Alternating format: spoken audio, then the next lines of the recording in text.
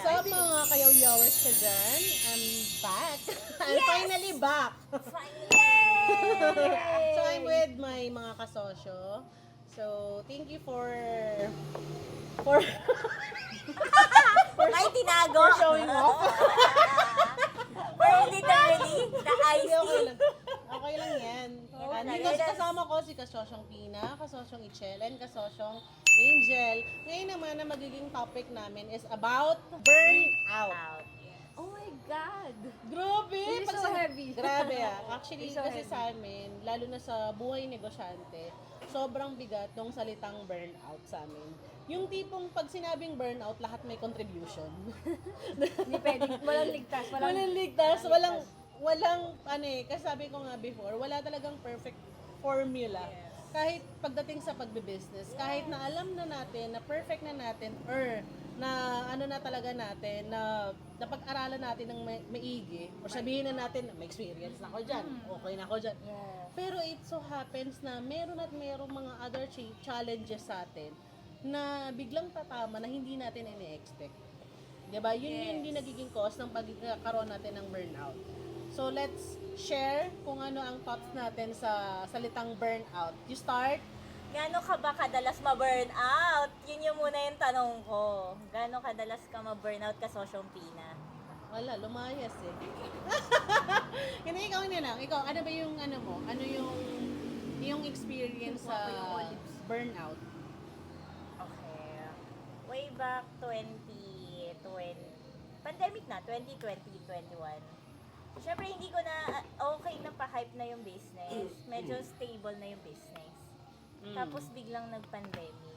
Okay. So, okay naman ako dun sa changes na everything.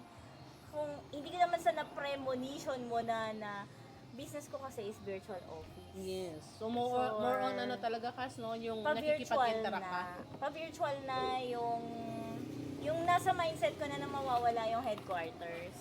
I see. Yun. So, kaka-attend ko ng different events ng CEO, mga Asian HR. So, different events na ina-attendan ko, parang sunod-sunod siya. Tapos, parang walang rest. Yun. Kasi go on ka sa susunod na event, ganyan. Because you have to maintain, you have to network for hindi ko pa alam yung salitang social battery. Yun. So, I have to go kasi kailangan trabaho to eh. Para sa negosyo to, kaya ako siya ginagawa. Tapos, tuloy-tuloy siya until such magtaal eraction.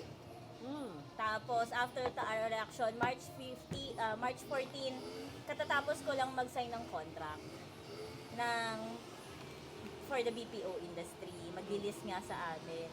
So, okay, parang nabunutan ako ng tinik. Nang after noon naman, ay, bawal lumabas na. Quarantine. Parang ako, okay sana, okay lang. Pero doon nag-surge sa akin yung maraming inquiries.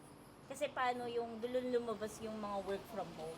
Kasi nga ang ino-offer namin ay yung co-working space. Diga na rent a space for 8 hours. Doon sila magtatrabaho kasi walang peace of mind sa bahay. Yes. Walang productivity daw sa bahay. Yes, exactly. Yun. So, hindi ko naman pwedeng i-go yung business ko at risk lahat. So, even stop lahat. Oo, kasi minsan yung prepared ng ibang mga empleyado is work from home. Pero kapag dating sa bahay, hindi rin sila makapag-focus. Lalo na yung mga mommy na nag-work from home na may mga anak, na yung mga toddler is talagang nasa kakulitan stage na. Diba? Meron, sabihin na natin yung mga binata at dalaga, na yung mga magulang or brothers and sisters are maingay. So still, talagang kahit nasabihin mo meron kang sariling kwarto, pero hindi talaga full privacy. Yung ano mo, talagang Bigla na may bubukas sa pinto mo. Okay. Magugulat ka, may kausap ka pa. Diba? Nasa Zoom meeting ka, diba? So, sanay na Exactly. ako. Before pa mag-start si pandemic, nasa Zoom meetings na din ako. Kasi yung work ko is international yung clients. So, ang purpose talaga ng co-working space is to give those work from home na ma-accommodate nyo sila, na magkaroon sila ng sarili nilang space, na magkakaroon sila ng privacy. na Oo, tinatawag. na may dedicated silang space. Ano yun, Cass? Yun. Di ba tama ba na meron silang wifi doon? Yes, there's wifi, at the same Aircon. time, aircon yung Air place. condition, okay. May pa-free coffee pa tayo doon. Oh. Oh, kapeng barako pa that time. Ay, grabe. Yes. Pero speaking relation to, dahil nga sa personality ko ay lagi akong Dora Explorer, lagi tayong nasa labas because that's the nature ng work natin. And ayaw natin makontain into one place and one to place. Lagi tayong moving forward, moving to another place. And then, akala nila, it's so happy that you're all around. Ganyan. Makita ka nila, nandito ka na naman sa event, ganito, ganyan. Because you have to do the social media. Pero, sa totoo lang, burnout na ako. Okay. So, reset time ko din yung 2020. So, ibig sabihin lang, hindi lahat na ang work is on travel, masaya. Behind that scene, aside from that Yes. scene that you are traveling, you are in the part na nakaka-burnout siya. You are in the Yes. part na nakaka-stress siya. And also, yung mga transportation, hindi naman lahat accessible. Di ba? May Yes. stress ka kung papaanong paraan ka pupunta doon. Tapos yung expectations mo from the clients are sometimes hindi na meet. Yung Even vice versa, ikaw, di ba? Hindi yung mo na meet yung expectation of expectations yourself niya, yes. din. Feeling mo okay naman yung service mo, but it so happen yung ano mo, for sure, Cass, marami ka din mga lakad na waste. Yung wala ka na pala, am I right? Yes, and we just turn it out into something pa din na may natutunan ka, mukha lang siyang walang nangyari. But at the end of the day, it's something that you need. Oo, because you learn. You learn those things na, dapat pala ganito. So, the next time, you're ready. Parang, dahil on the go ka lagi, or on the move, mabilis ka ulit ng plan A, plan B, plan C. But sometimes, you have to really stop. Mm. Yun. And tell something about sa sarili mo din, I already abuse my capital, which is sarili ko. Mm. Yun. Kasi minsan, it's really, hindi glarong-moros ang pagbe-business. Okay. Hindi siya one-stop na nandyan ka, the business is stable, and ini-stable mo yung business. And ikaw din, ini-stability mo din yung self mo from, yun sinabi, you are one step higher dapat sa mga nangyayari. And sometimes, even you want to control, may bagay na hindi mo talaga makontrol. So, It happens. it happens. Nakaka-burnout yun kasi nga, pag mataas yung pinanggalingan mo expectation and you set another expectation and other expectation of other people then, your clients, your suppliers, wala talagang balance eh. There will always people that kinakalimutan ko na yung personal interest, but at the end of that, it's the company's interest and the people na pinoprotektahan mo din. So, tao yung nakaka-burnout? Hmm? Tao yung nakaka-burnout? The situation itself, not really the people. Pero yung nababurnout siya mismo. Yan. Due to situation, any kind of So, situation. Pero at some Pero point, during the pandemic, oo. ito, di ba? Pandemic pa naman. Sana all matagal na na-burnout. Hindi, joke lang. You manage na kung gaano ka kabilis na burnout, you have to just really reset. Yun sa akin. I-renew ko everything to take back, look back, pero saglit ka lang mag-look back. Okay, let's talk about kung paano ka mag-reset. So, ibig sabihin ng reset is from burnout, going back to real you or to the normal. Sabihin mong tao rin pala ako. Parang nire-restart ka lang, Ah, parang computer, nire-refresh ka, tapos, back to service ka na. kasi yun naman ang negosyo natin, service. So, paano mo ba siya ginagawa? Paano mo ba nire-reset yung sarili mo? Ano ba yung mga pamamaraan mo? Total cost for everything. Cost lang naman eh. As So, in, nagto-total shutdown ka talaga? Si Kasosyong Angel, nagto-total shutdown siya ng operations niya. That's her own way to reset herself. even nung nangyari yon is total shutdown ako, and then doon nag-emerge yung mga tamang tao sa negosyo. alam ko na ang gagawin ko. May natutunan ka na naman. Okay. That is really, you have to test. Nung mga panahon na mahina ka, those people sila pala yung mga tao, magki-care even people I was, ayun, wala na pala. I mean, nung mga panahon na yon may nag-lead. And it's really, sabi ko nga, God intervention.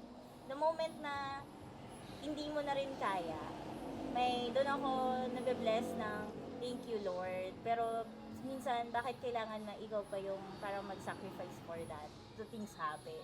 Yes. Yun. May mga kailangan mawala to make it happen. Yun. Well, there's a big lesson talaga sa sa naging experience niya. At least ngayon, nagkakaroon tayo ng idea na pwede pala talaga natin i-reset yung mga sarili natin. Pwede natin palang siya ma-operation. i-shutdown. Pwede pala natin i-shutdown in a while. Operation. Pwede natin Kasi nag-shutdown din Stop yung mundo eh. Nag-shutdown, di ba? Nag-shutdown din yung mundo, recuperating din yung mundo, the bills is continuous and everything. And how, Lord? Paano? Kasi kaka-open ko lang ng mga spaces. Oo. Kaka-sign lang ng mga contracts. Kaka-renovate lang nito. Parang, it's a good start kasi January 2020 is okay. Big bang. Okay, ito na. Oo, maganda ang pasok. Pasok, taal, and then, pandemic. Pero yun, pa rin naman siya. Nandun yung tinanggap ko na okay. Online na, di ba ginusto mo to? Yun, gusto mo yung online, you want to really work from home, maintindihan ka ng mga tao kasi you're doing 2017, nag-work from home ka, work anywhere, pero walang nakakaintindi that this is work. Because people akala nila nag-work, ay hindi work sa kanila, yung nasa harap ka ng cellphone. Or nasa harap ka ng laptop, ganyan. Or minsan, I have meetings 12 midnight until 3 a.m. Walang makakaintindi noon that I'm doing job. Akala nila nakikipagkwentuhan lang ako into something, but it's really the job. Makipagkwentuhan sa client. Kumbaga, ako kasi yung shock absorber ng trabaho. I mean, we're doing the business outside, international na clients. Ubus na ako. Yun, ubus na ako sa taga-absorb. Alam mo yung sponge? Pigang-piga Hindi. Yung sobrang dahil na, tapos pipigain ka. Di ba ang daming juicy part pa sa umpisa? Hanggang sa Tuyo ka na. wala na yung resources, where it coming from, or kung ano man, kung saan man natigil. Ayun. Para ka ng sponge na wala nang mapigang-piga. Kasi naubusan lang pala ng dishwashing liquid. Kaya pala ayaw kong maghugas. But gusto ko maghugas. Kasi marami kang na-realize kapag naghuhugas ka ng pinggan, naglalaba ka, into something, ano yung mga basic na mga trabaho. Minsan yun din yung pang-reset ko or pang-pause ko. Not totally reset naman. Pero to take life that you can still control slowly muna. Pause muna. Ito lang yung kaya. You have to accept that na ito lang muna din. Pero you're preparing, pine-prepare ka na rin pala sa itong maliliit na bagay na to na paunti-unti. Don't just stop. Pwede kang mag-quit pero mag-quit ka dun sa mga bagay na hindi na nakakatulong para sa'yo. Yun. Yung parang kinukuha mo pa rin yung baggage pero hindi na para sa'yo. Burnout sa stage na nag-burnout. Yung kaya ko na siyang ikwento. Tapos ko na siyang natatawanan ko na siya. Yung katangahan ko. That's the real thing. Para malaman mo na na-overcome mo na yung isang bagay na na-burnout. Kung saan ka na-burnout, kaya mo na siyang tawanan. Problema mo siya noon, tinatawanan mo na lang ngayon. Yung nakakausap mo na rin yung nag-cause ng pain. Ay! Oo, nakakausap mo na rin yung mga bagay na yun. Naharap mo na siya.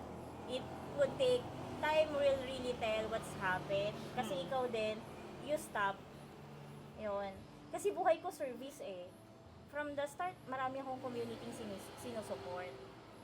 And then yung passion mo, yung willingness mo to rin to serve even dun sa situation na yun na walang-wala ka na. Pero meron yung, alam mo yung care talaga. Even may family na they care about you. It just so happen, hindi ka rin pala open. Hindi ko rin pala sila na-orient na ito na yung work ko. Na solo ko din naman siya. It is really part of me na ano rin ako hindi ko kasi sinasabi agad what's my plan or what's everything. Kasi nga, kahit ako, hindi pa ganun ka-solido or solid yung plan. I'm just taking the risk na there's better way for me na hindi better for other people as well. Pero you have to really take care of yourself. Kasi nga, yun yung pinaka-capital natin. If something happen for you, who will continue kung anong ginagawa natin. Yun. Kaya nandito ako ngayon, transfer of knowledge na.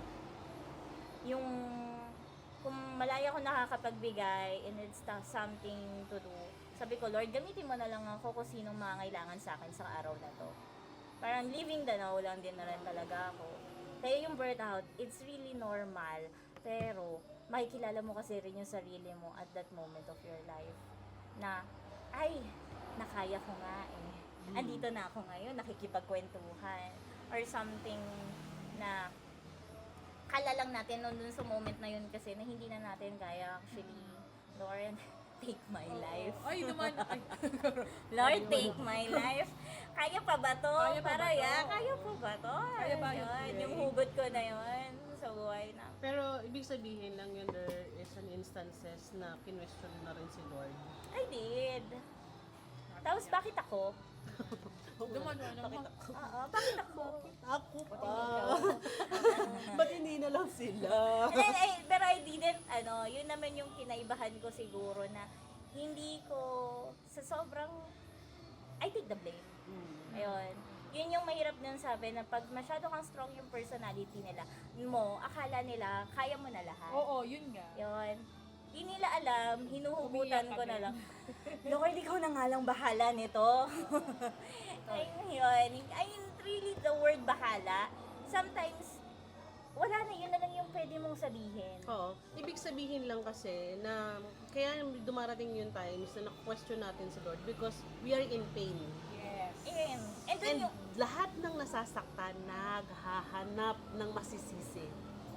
Minsan talaga tayo, kapag nasaktan tayo, hindi lang natin siya tinanggap dahil kasalanan natin. It just so happen na nasa isip natin na kailangan maghanap ng sisisihin natin. At kung hindi natin mahanap sa ibang tao yung sisisihin natin, ang laging natin sisisihin si Lord. although, ito yun, yung mga during, parang, hindi ko alam kung maturity ba tawag doon, hindi na tao yung sinisisi ko. It's really the situation that happens. Hindi na ako nakafocus doon sa tao, kundi doon sa ano bang nangyaring situation doon. Para magiging understanding ka din with what happened na, pwede naman pala yun, na hindi tao yung mag-cause noon. Pwede kasing biktima rin yung tao na yun. At some point, marami ng situation na lagi natin i-blame kasi sa iba. Oo. Pero merong other part pala na, siya din, hindi naman niya ginusto yon. Hindi rin niya naman gustong masaktan ka. Ikaw lang ang nag-isip nun. So in short, sisihin mo na rin talaga sarili mo. Para Hindi. Yan, part of it, tao tayo Tao, human being. And we accept the fact that, kaya nga may anong tawag dito? Whatever the religion is, meron kang pagsisisi. Or if it's not, kaya sabi ko, pag binuhay ka pa ngayong araw na to, may mission ka pang kailangan gawin. Yun. Every day is a mission, every day is a blessing. To be celebrate, to be, hindi naman lagi kasing masaya. Kaya katulad nito, magkakasaya tayo, tapos ganito yung kinikwento ko, burnout. Di ba? Okay naman. How Hindi serious, naman, how actually, serious ang we are. pag-share naman ng burnout, it really doesn't mean na you're sharing, I mean, ma-adapt namin yun It just so happen lang na may mga burnout kami na relatable sa burnout mo. Or meron din kaming mga aral na nakukuha from your burnout. Saka lahat ng emotions naman. Yes. Yes. Kung ano man yung nararamdaman mo, valid yan. Hindi totoo na nag-overthink ka lang na. Pero valid talaga lahat yan. Though sinasabi ko yun, pero minsan yun